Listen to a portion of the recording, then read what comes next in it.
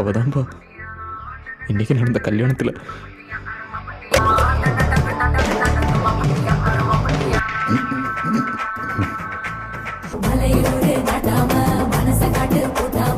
சொன்னாப்பா. இப்ப சம்பந்தமே இல்ல வேற ஒருத்தனுக்காக ஆடிட்டு இருக்கு. இதை கேட்டாலும் எனக்கு அவதான் ஞாபகம் வருவான். ஷோ